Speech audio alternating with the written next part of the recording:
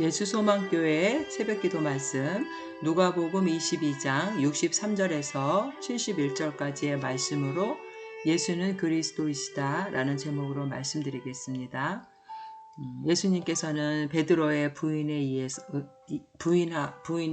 이어서 이제 체포되시고 잡히신 다음날 새벽에 공식적으로 사내들인 공회의 재판을 받습니다. 오늘 말씀 63절 지키는 사람들이 예수를 희롱하고 때리며 그의 눈을 가리고 물어 이르되 선지자 노릇하라 너를 친 자가 누구냐 하고 이외에도 많은 말로 욕하더라. 날이 새매 백성의 장로들 고 대제사장들과 서기관들이 모여서 예수를 그 공회로 끌어들여 이르되 내가 그리스도이거든 우리에게 말하라. 대답하시되 내가 말할지라도 너희가 믿지 아니할 것이요 내가 물어도 너희가 대답하지 아니할 것이니라. 그러나 이제부터는 인자가 하나님의 권능의 우편에 앉아 있으리라 하시니 다 이르되 그러면 내가 하나님의 아들이냐 대답하시되 너희들이 내가 그라고 말하고 있느니라. 그들이 이르되 어찌 더 증거를 요구하리요 우리가 친히 그 입에서 들었노라 하더라. 예수님께서는 마태복음 27장 1절에서도 보면 새벽에 모든 대제사장들과 백성의 장로들이 예수를 죽이려고 함께 의논하고 결박하여 끌고 가서 총독 빌라도에게 넘겨주기로 예수님께서는 이제 사내들인의 공회의 재판을 받게 되는데 결국 이들은 예수님의 어떤 그 말씀을 통해서 진실을 알고자 하는 것이 목적이 아니라 예수를 죽이려고 이미 작정을 하고 예수님을 잡아가는 그런 모습을 보입니다. 예수님께서는 이제 무리들에게 붙잡히신 다음에 대제사장의 집으로 끌려가서 날이 새기까지 갖은 희롱과 모욕을 당하신 후에 이제 이른 새벽에 사내들인 공회 앞에서 재판을 받으시게 됩니다. 이 사내들인 공회의 신문 내용은 예수님께서 진정으로 그리스도이신가 하는 것이었습니다. 여기 70절에도 보면은 내가 하나님의 아들이냐 대답하시되 너희들이 내가 그라고 말하고 있느니라. 그들의 질문은 정말 예수가 그리스도 메시아가 되는지 그거를 묻기 위해서 예수님을 붙잡아 갔지만 그들은 예수님이 진정으로 메시아라는 것에 대한 진실을 밝히려고 하는 것이 아니라 예수님을 하나님의 이름을 모욕한 그 신성 모독죄로 정죄하기 위함이었던 것입니다. 그래서 마태복음 26장 59절에도 보면은 그들은 대제사장들과 온 공회가 예수를 죽이려고 그를 칠 거짓 증거를 찾음에 거짓 증인이 많이 왔으나 얻지 못하더니 후에 두 사람이 와서 이르되 이 사람의 말이 내가 하나님의 성전을 헐고 사흘 동안에 지을 수 있다 하더라 하니 대제사장이 일어서서 예수께 묻되 아무 대답도 없느냐 이 사람들이 너를 치는 증거가 어떠하냐 하되 예수께서 침묵하시거늘 대제사장이 이르되 내가 너로 살아계신 하나님께 맹세하게 하노니 내가 하나님의 아들 그리스도인지 우리에게 말하라. 결국 예수님께서 이렇게 말씀하실 때 그들은 진정으로 주님의 말을 듣는 것이 아니었습니다. 그러나 예수님께서는 이들의 그 악한 의도를 알고 계셨음에도 불구하고 자신이 메시아임을 증거하고 또 그 후에 십자가의 고난과 부활의 영광이 있을 것을 분명히 말씀하십니다. 그래서 마태복음 26장 64절에 예수께서 이르시되 내가 말하였느니라 그러나 내가 너희에게 이르노니 이후에 인자가 권능의 우편에 앉아있는 것과 하늘 구름을 타고 오는 것을 너희가 보리라 하시니 주님은 자신이 하나님의 아들됨을 분명히 밝히시고 있고 그 메시아 사역을 위해서 자신의 그 십자가의 죽음도 두려워하지 않는 모습을 우리에게 보여주십니다. 결국 사내들인 공회에서는 예수님을 신성 모독죄로 정죄하고 예수님을 로마의 총독 빌라도에게 넘겨주게 되는 것이죠. 그러나 진정으로 신성을 모독한 자들은 하나님의 아들이신 예수님을 거부하고 핍박해서 결국 십자가에 못 박은 그들 자신들이었습니다. 예수님이 받게 되는 이 재판은 진정한 메시아가 영적인 소경들에 의해서 무고한 고난을 받는 비극적인 사건이라고 우리는 할 수 있습니다.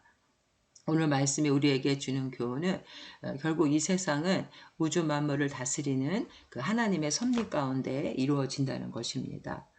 여기에 63절에 보면은 예수님께서 그 로마의 병정들에게 모욕당하시는 내용이 나오는데, 지키는 사람들이 예수를 희롱하고 때리며 그의 눈을 가리고 물어 이르되 선지자 노릇하라 너를 친 자가 누구냐. 예수님의 눈을 가린 다음에 그들이 예수님에게 침뱉고 때리면서 네가 만약에 선지자라면은 너를 때리는 자가 누구인지 한번 알아맞혀 봐라. 이런 식으로 예수님을 모욕하고 있는 것이죠. 결국 이사야 50장 6절에도 보면 나를 때리는 자들에게 내 등을 맡기며 나의 수염을 뽑는 자들에게 나의 뺨을 맡기며 모욕과 침뱉음을 당하여도 내 얼굴을 가리지 아니하였느니라. 이사야 53장 3절에 그는 멸시를 받아 사람들에게 버림받았으며 간고를 많이 겪었으며 질고를 아는 자라 마치 사람들이 그에게서 얼굴을 가리는 것 같이 멸시를 당하였고 우리도 그를 귀히 여기지 아니하였도다. 죄인들에게 희롱당하고 멸시하는 모습이 여기 묘사되어 있습니다. 예수님의 눈을 가리고 때리고 누가 맞췄는지 맞춰보라고 하며 희롱하는 그 모습들이 오늘 구약에 다 예언된 내용이며 그것이 바로 이루어지는 것이고 마태복음 26장과 마가복음 14장에도 기록되어 있습니다. 결국 예수님이 이렇게 우리 인류의 죄를 대속하시기 위해서 십자가에 고난당하시고 메시아의 사역을 이루신 것은 하나님께서 우리 인간들의 죄를 위해서 구원하시기 위한 이미 예정하신 그런 사건이었고 그것이 이제 신약에서 이루어졌다는 것입니다. 하나님의 섭리는 이렇게 이루어져 가고 있습니다. 아무리 사탄이 주님의 사역을 막으려고 하고 방해를 한다 할지라도 결국 하나님의 뜻은 이루어지고 마는 것입니다. 마태복음 5장 18절에도 진실로 너에게 이르노니 천지가 없어지기 전에는 율법의 1.1획도 결코 없어지지 아니하고 다 이루리라. 이 세상의 모든 섭리가 주님의 뜻 가운데 있다는 것을 우리는 깨달아야 합니다. 그래서 우리는 주님의 말씀대로 이 세상이 종말로 달려가고 있고 결국엔 주님께서 재림하실 때 모든 믿는 자나 안 믿는 자나 주님의 심판의 주님으로 오신다는 것을 우리는 믿어야 합니다. 하나님께서 전도서 3장 11절에도 하나님이 모든 것을 지으시되 때를 따라 아름답게 하셨고 또 사람에게 영혼을 사모하는 마음을 주셨느니라. 우리는 하나님의 섭리를 거스를 수가 없습니다. 하나님의 섭리를 거스르는 자는 결국 사단의 도구로 쓰임받을 뿐이고 우리는 하나님의 그 뜻을 이루는 선한 주님의 그 사역에 동참자가 되고 도구가 되어야 합니다. 참새 한 마리도 하나님이 허락하지 아니하시면 떨어질 수 없다고 말씀하신 것을 볼 때 우리는 강하고 담대한 믿음으로 주님의 뜻을 이루어가는 일에 동참하면서 영적으로 깨어있는 자들이 되어야 합니다. 결국 이 사내들인 공회의 대제사장들과 바리새인들의 그 모습을 볼 때 죄악된 목적을 가지고 마음의 문을 닫았던 그들은 예수님의 말을 들을 수가 없었고 예수님이 메시아라는 것을 깨달을 수가 없었던 진리를 알지 못하는 영적인 소경이었다는 것입니다.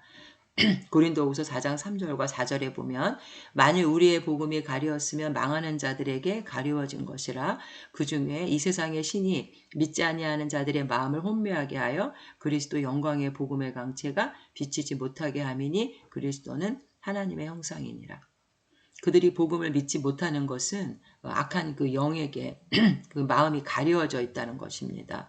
우리가 마음의 문을 열고 회개하는 마음으로 주님의 말씀을 받아들일 때만 우리는 주님을 알 수가 있는 것인데 그 마음의 문을 닫고 탐욕으로 가득 차 있는 마음 가운데는 주님의 영이 들어갈 수 없다는 것입니다. 요한계시록 3장 20절에도 보면 볼지어다 내가 문 밖에 서서 두드리노니 누구든지 내 음성을 듣고 문을 열면 내가 그에게로 들어가 그와 더불어 먹고 그는 나와 더불어 먹으리라. 우리가 마음의 문을 열고 주님을 영접해야 주님의 뜻을 깨달을 수가 있다는 것입니다. 이 믿음은 하나님의 선물이고 우리는 믿음으로 구원을 받게 됩니다. 그리고 마지막으로는 우리도 제 주님께서 자신의 그 메시아됨을 분명하게 밝혔고 선포하셨던 것처럼 우리도 담대하게 주님의 복음을 증거하는 자들이 되어야 합니다. 우리가 주님을 시인할 때, 증거할 때 예수님께서도 그렇게 하신다고 말씀하셨습니다. 마태복음 10장 32절에도 누구든지 사람 앞에서 나를 시인하면 나도 하늘에 계신 내 아버지 앞에서 그를 시인할 것이요. 우리의 삶의 목적은 메시아 대신 인류의 죄를 위해 고난당하시고 나중에 재림하실 그 주님을 전하는 자들이 되어야 한다는 것입니다. 이사야 52장 7절에도 좋은 소식을 전하며 평화를 공포하며 복된 좋은 소식을 가져오며 구원을 공포하며 시온을 향하여 이르기를 내 하나님이 통치하신다 하는 자의 산을 넘는 발이 어찌 그리 아름다운가. 우리의 발걸음은 복된 소식을 증거하는 그런 자들이 되어야 하며 진리를 증거하는 파수꾼의 사명을 잘 감당하는 자들이 되어야 합니다.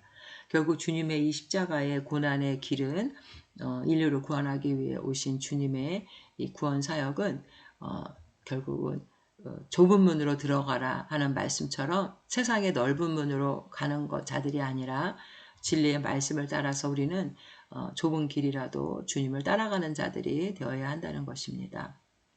하나님의 섭리는 반드시 이루어지는 것이고 그것을 거역할 수 없기 때문에 이 진리의 말씀에 순종하고 말씀에 깨어있고 그래서 거짓과 진리를 분별하면서 참된 진리 안에 평화를 누리는 복된 자들 되시기를 주님의 이름으로 축원드립니다. 아멘.